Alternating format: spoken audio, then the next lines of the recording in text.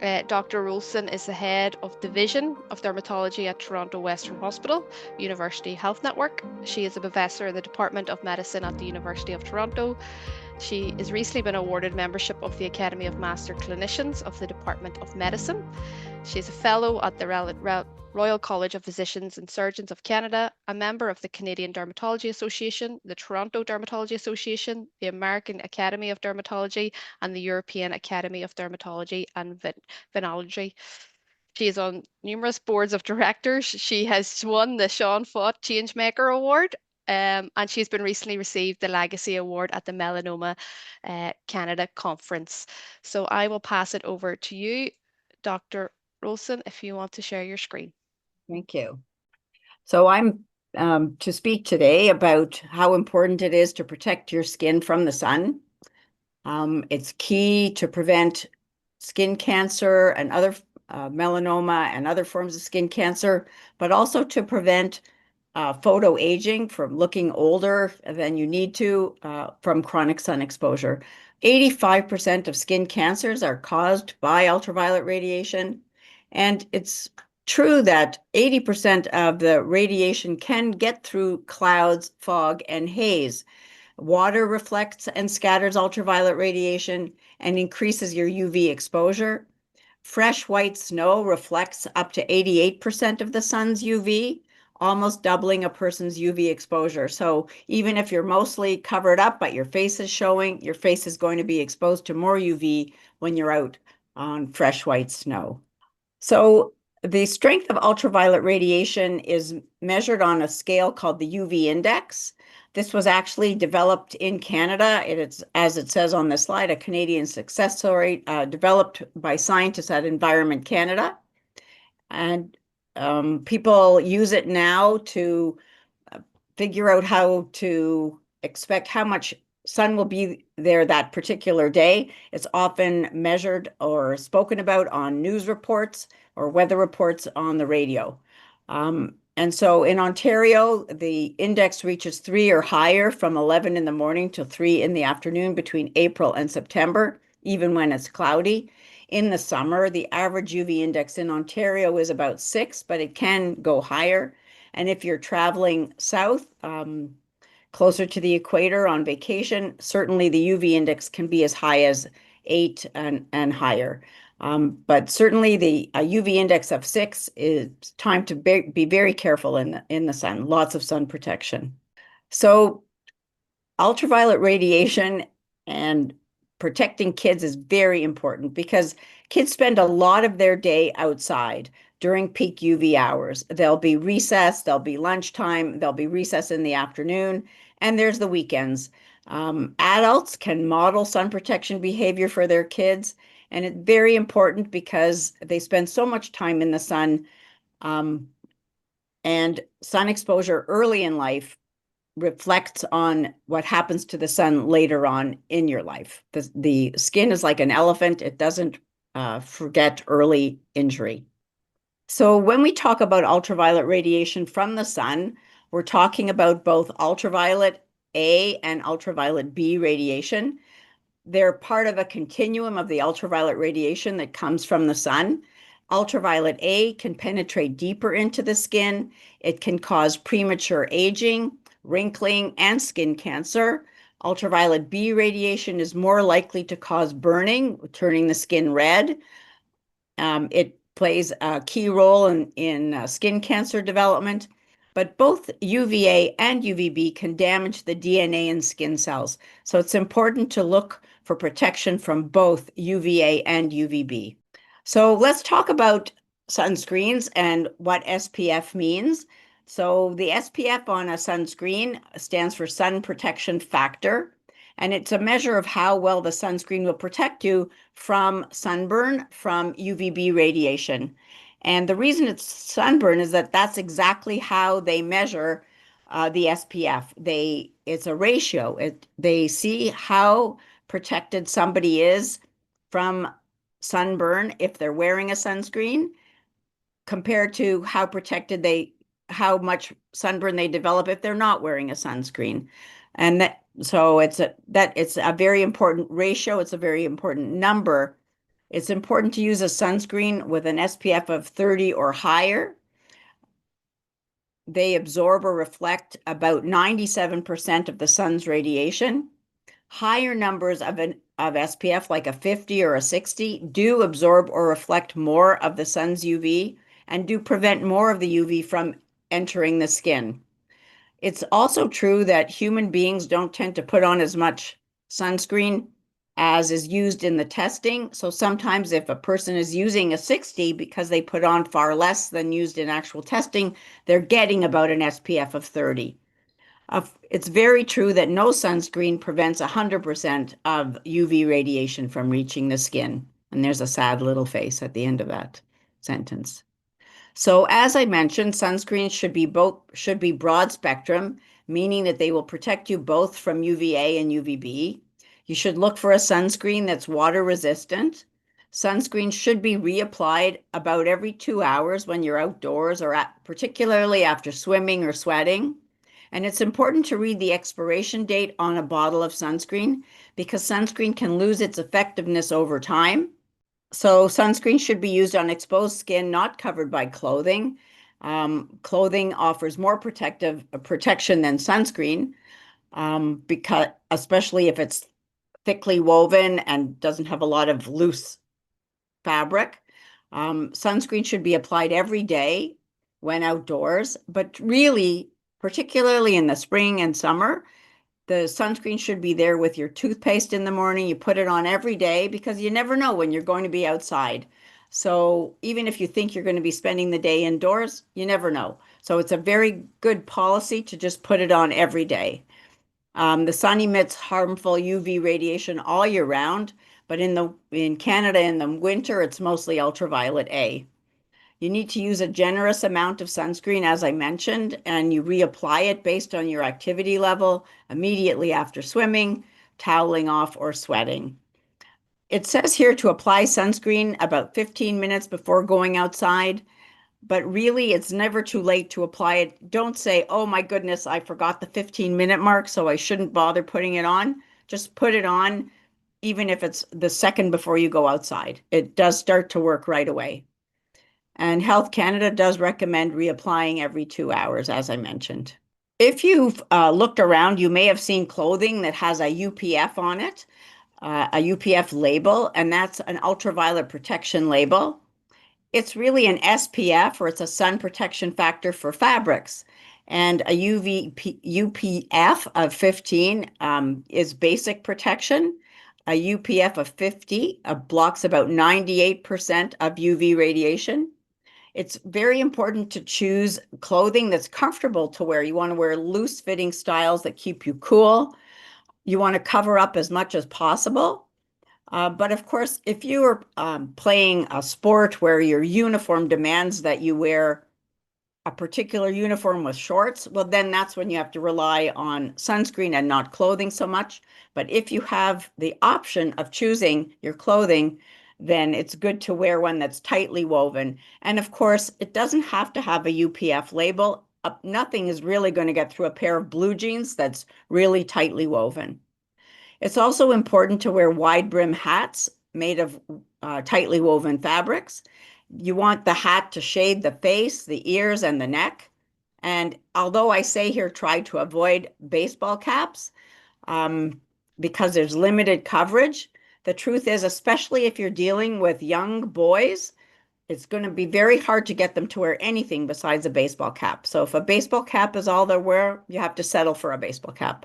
You have to be practical. It's also good to wear wraparound sunglasses or ones with side shields. Wear them outdoors between 11 and 3 from March to October. And it's very important on the snow, on water and sand due to UV reflection. Important to wear sunglasses. And so the question is, are you at a higher risk? Outdoor workers are at increased risk because they spend so much time outdoors, and they should consider as part of their uniforms UV protective clothing, specifically designed to keep you cooler. And also, if you're working outside, it's good to seek shade and work in the shade if possible. Of course, if you're a roofer, that's really not an option. And so it's good to wear a hat and UV protective clothing and use sunscreen if you can.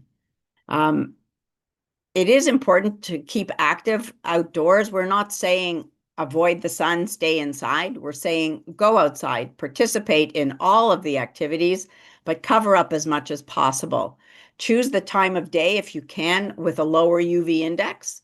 So if you are choosing the time of day that you're going to play tennis, play it at 8 in the morning or 7 at night instead of right at noon, because there you will have far less exposure to ultraviolet radiation. Seek shade. If you're going to sit outside and read a book, do it under a tree or do it in the shade, in built shade under a sail that might be covering a children's playground area. And of course, use sunscreen. So here we're going to talk about skin tone and how some people are at greater risk of UV damage than others. The lighter a person's skin tone, the more they need to protect their skin from sunburn and sun damage. However, as was mentioned earlier by Julia, someone with darker skin may still develop a skin cancer. So it all depends on how you respond to the sun. And so a question to ask is, how long can you be out in the sun without burning? Or are you able to tan at all? Because some people just can't tan, and of course they're at greater risk of sunburn. But it's also important to remember that a tan is a sign that your skin has been damaged. Your skin develops a tan, develops increased pigment in its attempt to protect itself from further UV exposure. So a tan is really a sign of skin damage, sun damage to the skin. So melanin is what gives skin its color. It's the pigment in the skin, the brown color. More melanin means darker skin. Melanin does provide some natural UV protection, about an SPF of 3 or 4, and a decreased risk of sunburn. But as we were mentioning, no skin tone is immune to sun damage. All skin tones can develop photoaging. They can develop increased pigment of skin lesions. They can develop sunburn, and they may get skin cancer. In darker skin, as was mentioned earlier, the skin cancer may also appear in areas not exposed to the sun, on the palms, on the soles, or under the nails. So sun protection is important regardless of skin color, even though some people are at greater risk than others.